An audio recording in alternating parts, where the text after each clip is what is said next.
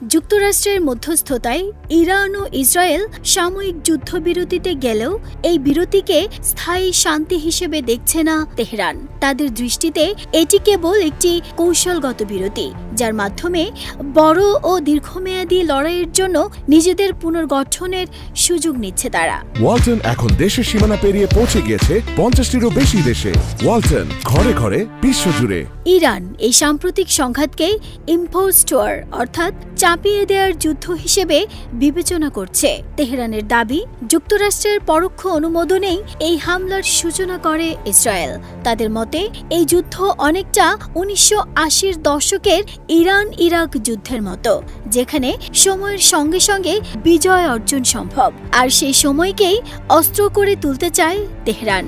Strategic patience, যার অর্থ দাঁড়ায় কৌশলগত ধৈর্যের মাধ্যমে।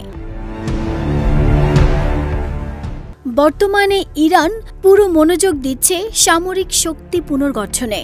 নতুন করে ক্ষেপণাস্ত্র মজুত বাড়ানো, হাইপারসনিক ক্ষেপণাস্ত্র ফাতাহ ও ফাইভারসেইকন যুক্ত করা এবং বিমান প্রতিরক্ষা ব্যবস্থার আধুনিকীকরণ শুরু করা।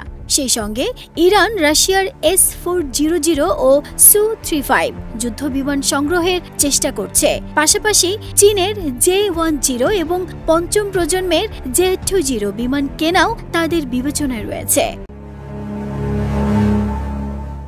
ইরান বিশ্বাস করে তাদের কৌশল এখন সময়কে প্রধান হাতিয়ার বানানো। তারা বিশ্বাস করে সময় যত গড়াবে, ইসরায়েলের উপর অভ্যন্তরীণ ও আন্তর্জাতিক চাপ ততই বাড়বে। এই সময়কে কাজে লাগিয়ে ইরান নিজের শক্তি পুনর্গঠন করছে, সামরিক, কূটনৈতিক এবং মনস্তাত্ত্বিক সব দিক থেকেই। তেহরানের কাছে এই যুদ্ধবিরতি কোনো শান্তির প্রতীক নয়, বরং এটি এখন ইসরায়েলের বিরুদ্ধে বড় সংঘাতের আগাম প্রস্তুতির সূচনা। এখন দেখার বিষয়, সময়ের কাঁটায় শেষ হাসি কে হাসে, ইরান না ইসরায়েল? নাহিদা স্মৃতি, দেশ রূপান্তর।